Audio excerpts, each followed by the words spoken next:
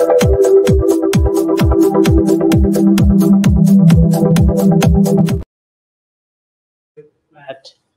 Bangladesh, millions of people marched capital city Dhaka in protest, demanding the resignation of the ruling Prime Minister Hasina. The local and international media reports that on Saturday, police and ruling party members brutally attacked peaceful demonstrators and opposition leaders, resulting in hundreds of injuries, including the top opposition leader, Mr. sh-Aoy. How do you monitor this escalating situation, considering the government's apparent hardline stance towards the opposition and police brutally? What steps will the State Department take to ensure the possibility of a credible and peaceful election in Bangladesh? We are concerned about the reports of intimidation and political violence in Bangladesh surrounding this weekend's political protests.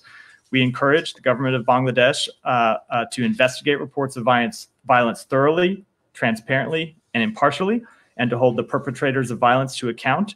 We urge Bangladesh to create a safe environment for people to peacefully assemble and voice their concerns. And we call on all parties to respect fundamental freedoms and the rule of law, and to refrain from violence, harassment, and intimidation. And I will say finally that free and fair elections depend on the commitment of everyone: voters, political parties, youth wings, and police, and cannot take place in an environment with political violence.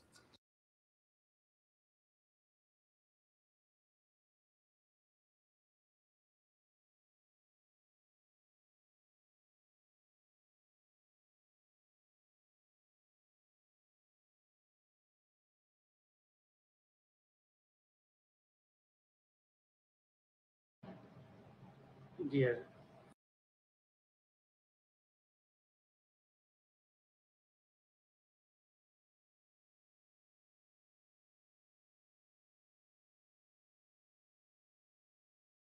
friends, hope you are doing well. I'm wondering if you can hear me so that I can continue this live conversation. So if anyone can, if you can hear me, please let me know so that I can continue. Yeah, I want to discuss about the recent situation in Bangladesh and the political turmoil, the violence, which is apparently instigated by the regime, inciting by the police and law enforcement agency. So can you hear me?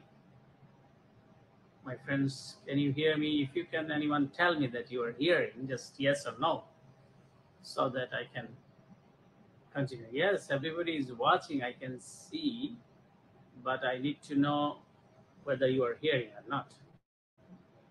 So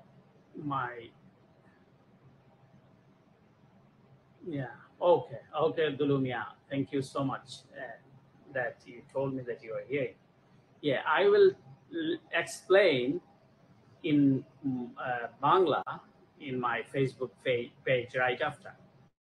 But we saw the huge turnout, or marched in Dhaka on last Friday. Millions of people gathered and demanding resignation of the ruling prime minister, and then we saw the next day the opposition protest, how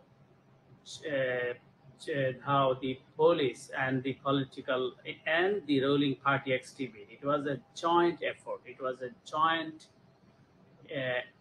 operation, I should say. Jointly, they attacked our demonstrators.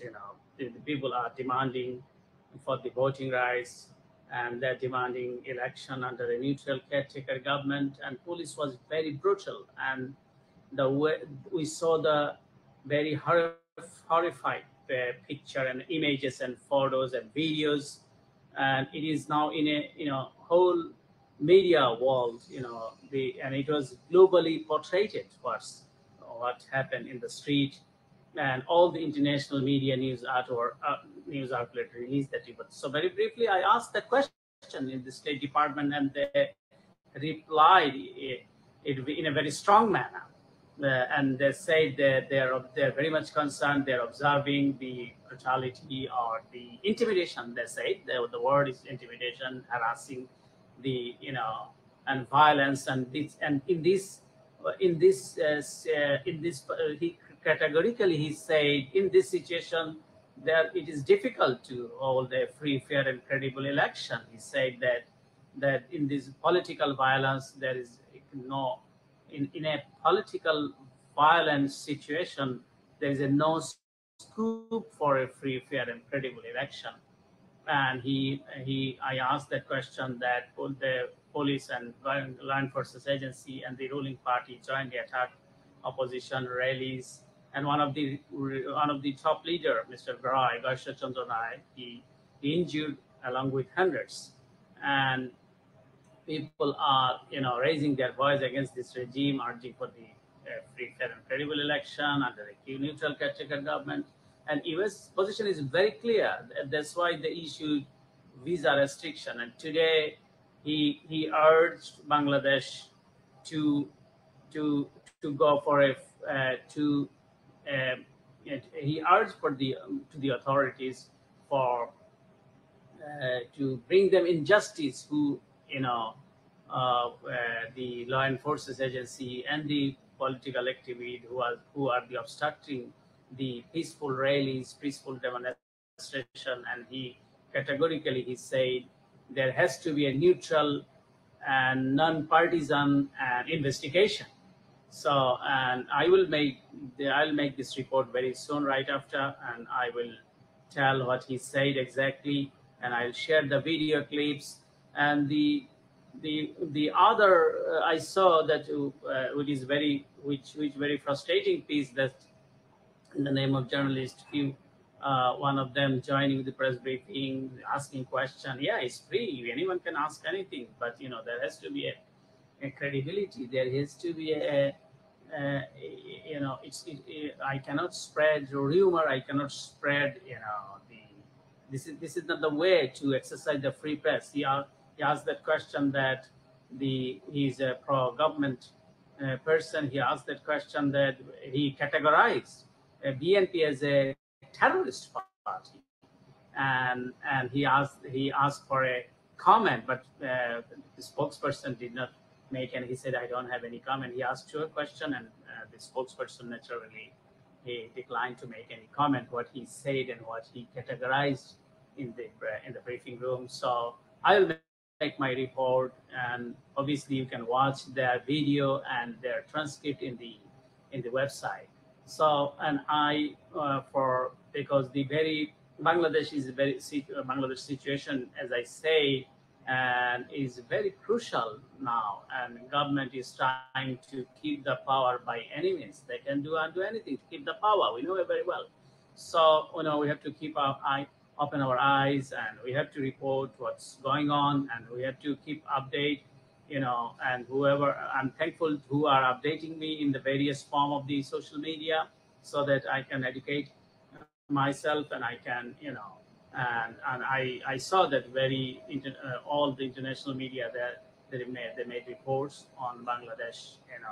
The regime is basically it was a very peaceful demonstration. It was a very peaceful march we saw in Friday, and next day they declared their next event on Saturday, and how they attacked the opposition rallies and the protesters, including the leaders.